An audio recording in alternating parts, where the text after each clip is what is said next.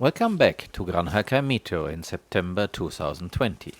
This is another monthly video about what we've achieved in our ongoing quest to restore fertility to this piece of land. This is our paddock A1 next to the entrance to the farm.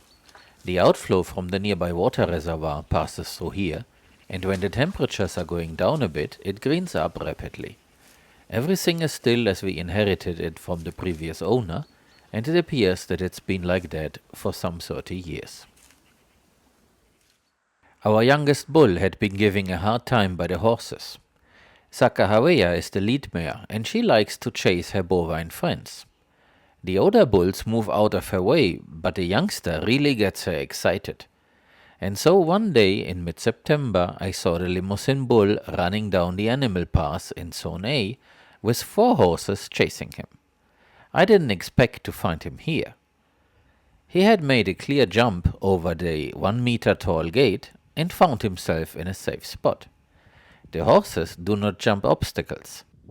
It wasn't yet time to graze A1, but then, as this is the end of summer and there's not much green grass around anyway, so we decided to let them graze.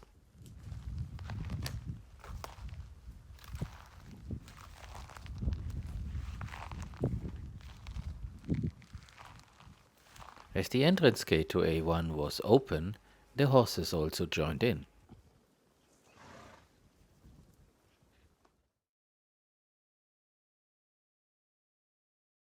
This aerial view shows a portion of A5. The green lines are the freshly planted vetiver grass. Right next to us is A6, where we also have a patch of vetiver grass. Over summer we had been irrigating, and as you can see, outside of the vetiver patch, there is also some green grass emerging. The irrigation gave those plants an early start.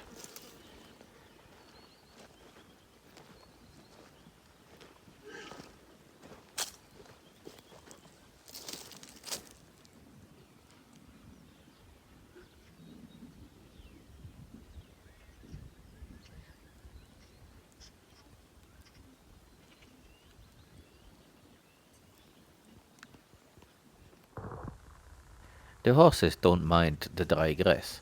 They remove all the old plant matter and make room for new growth. At the same time, the manure is full of nutrients for the soil. Of course, they would prefer fresh and lush green grass, as all the other ruminants would. But at the moment, everybody has to help to establish that.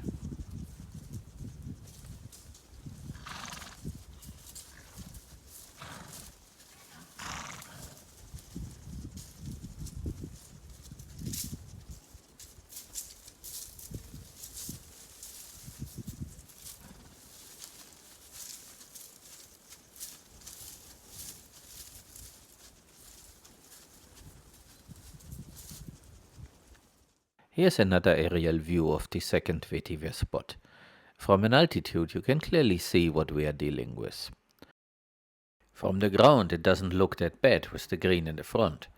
As many things, this is an experiment to try the idea to have patches of something new growing in the corners of the paddocks as we are building them.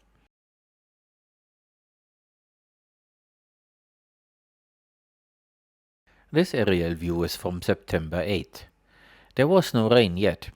You see in the center the old water tower that gets filled up by one of our solar pumps. In the upper left corner you can spot the old structures and our temporary home with the blue roof. Around the water tower is what soon will become our paddock A18.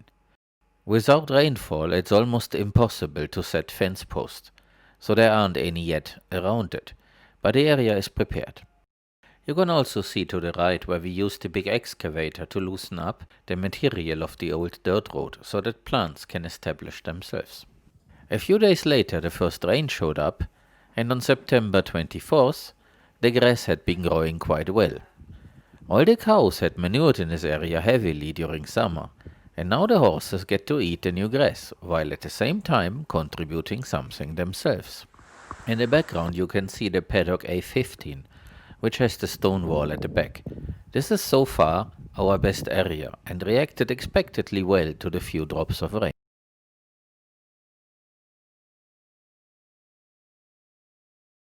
Next, let me show you what we've been working on over August and September.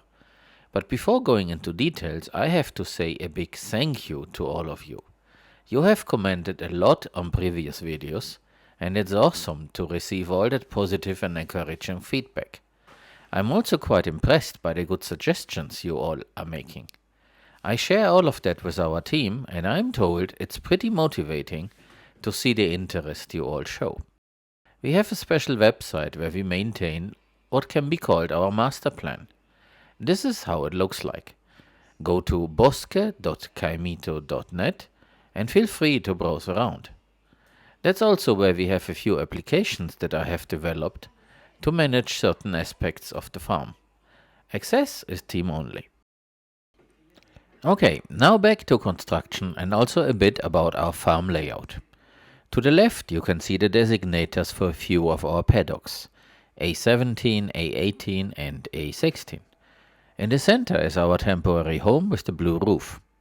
Right from it is B2, what wants to become a food forest, and next to that is an area that we have set aside for compost once we actually have plant material that can be put through the process. As you can see, there isn't much available as of yet. I've been talking about the easement that crosses in the middle of our farm. I have it marked with arrows. It used to cross right through the area where we want to build a proper cattle sorting facility. You can see the new platform for a proper barn. At the moment, the plan is to use the barn, once built, as a workshop and material storage.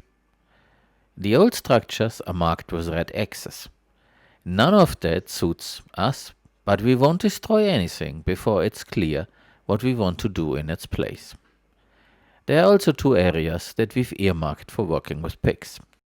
We have also started with a, to some people, crazy project.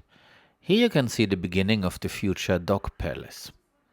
This will be an enclosed area with proper dog-safe fencing and features a pond in one half. There will be a few no trees for shade, dog houses, things to play with, and the pond will be divided with a fence that goes through the water. That allows us to have some water plants in there to keep the water clean. As I edit this video now in early January, I can tell you that we didn't get very far with this project, but then it's the crazy idea and not a priority at the moment. However, it will eventually be something nice. Of course, the yurt and the generator shack will be moved out to different places.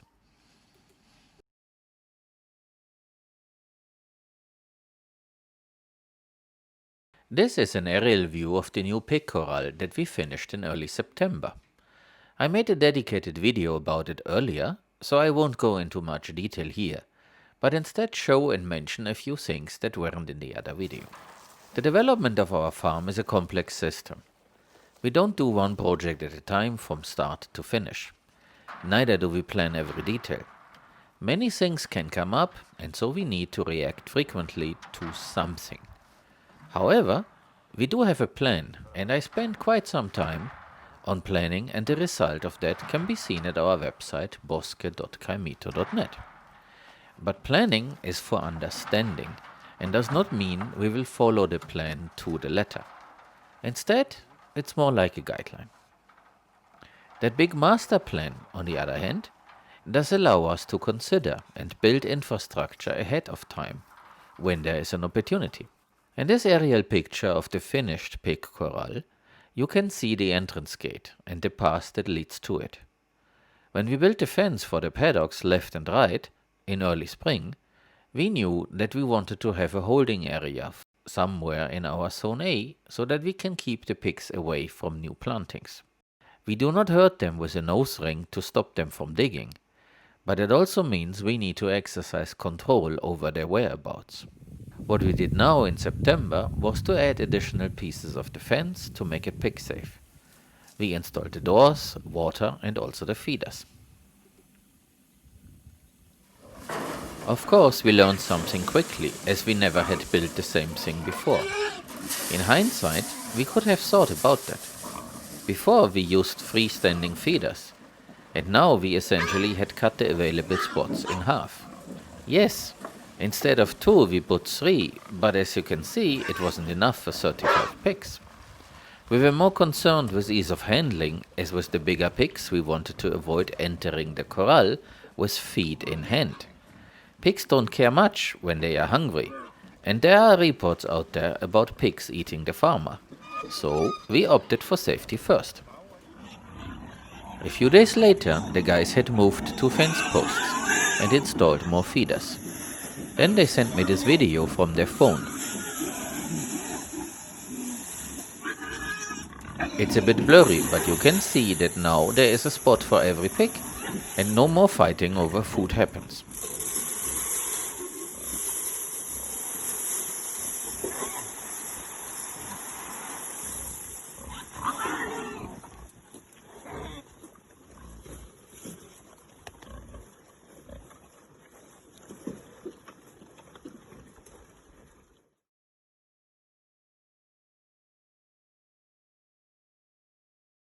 Before we started with our construction projects inside the compound, we had put up a temporary fence to keep the dogs in and other creatures out. The fence is 2 meters high. As this fence was needed quickly, we used a piece of the fencing material as a temporary door. We were very happy to take delivery of a lot of new material, including the real door for the main entrance. You may ask why the fence is that high. As I mentioned before, we have a neighbor who is renting the farm next to ours. Doesn't want to leave, also he is, according to the owner, out of contract. Our farm has to provide an easement to give access to the other farm, and every time these people drive through, our dogs get pretty angry. A little while ago, one of them made a few unpleasant remarks to one of us, and it seems the dogs remember. It's nice of the dogs to be pretty protective, but in the end, it's better not to give them a chance to follow through. Barking up someone from behind a tall fence is good enough. Besides doors, we are getting a few rolls of 1 meter high pig-safe wire mesh for the paddocks and foam-insulated roofing sheets for our house. At the moment we have an insulated roof, but the metal on top gets hotter than the insulation can handle. We also want to finally put the solar panels onto the roof, but unfortunately there are a few details that prevent us from attaching the solar panels to the roof as it is. The solar panels alone would add insulation by reflecting the heat, but we can't attach them easily. Another reason is that we built our roof with space between the metal and the structure under the sheets. That turned out to be a bad idea, as we now have a lot of birds nesting in there. I don't know how they handle the heat, but they are up there. With these new panels, we plan to fill up that space with more spray foam. Now we have to coordinate between us, the weather, and the guy with the spray foam equipment.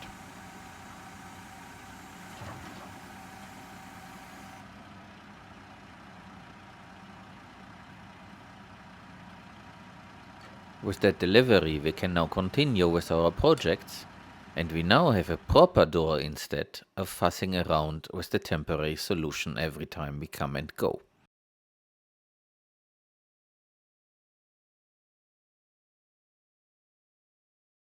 Before I show you the September rain, here is something noteworthy. This picture is from September 9th. There was no rain yet, and I am pretty sure that we did not drop any water here. But, and that's the important part, this is at the north side of the house, and these plants get a bit more shade than others. The temperature is a bit lower here, and they start growing earlier than those in the blazing sun. Their roots must be pretty deep, and as we know from all the digging, there is water in summer at a depth of around 1.5 meters, which is not that deep for grass roots.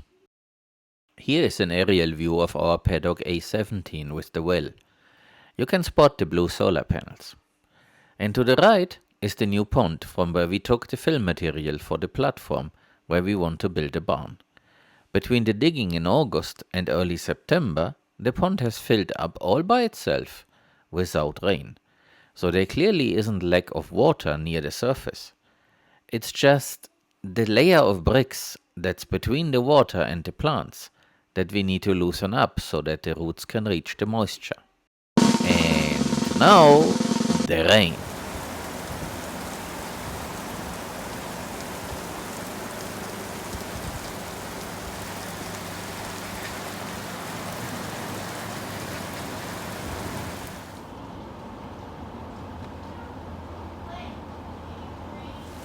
Our temporary house does not have a real foundation. Instead, it has a wooden subfloor, and it sits on top of cinder blocks which are just stacked. These stacks are strong enough, and there are enough of them, but with the rain it's always a good idea to have a closer look for potential erosion.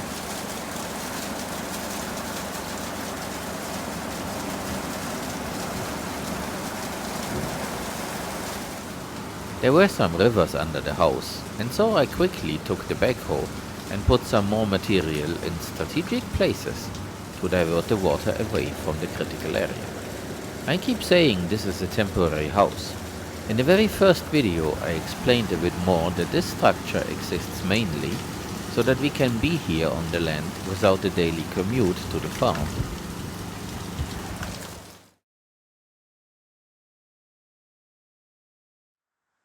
Our zone B1 has no trees standing. It has good grass growth and has a shape that led us to start another experiment. We are planting Paulownia trees in a plantation-style pattern, but with rows wide enough to run mobile chicken coops up and down the alleys. Paulownia trees come in different varieties, and also it can be an invasive species. There are many that have been created infertile. Not that far away, in Teruel, there is someone who offers them. So we ordered some 80 trees and started planting. One interesting fact about these trees is that they are amongst the fastest growing trees in the world. They are said to reach a size that makes them ready for harvest after just 7 years. We might produce our own timber in a short while, who knows? But what is even more attractive is that Paulownia trees have gigantic leaves that measure easily 80 centimeters in diameter. That's a lot of biomass. As you might be able to see from watching more of our videos, we are looking for anything that will grow and produce a lot of biomass in short time. Biomass is what we are lacking, and the more stuff grows that eventually becomes soil, the better it is for our goal of restoring fertility. As we are at the end of summer, the ground again is so hard that we need this gasoline-powered auger to make holes for the trees. And what is supposed to be soil is actually just dust at the moment.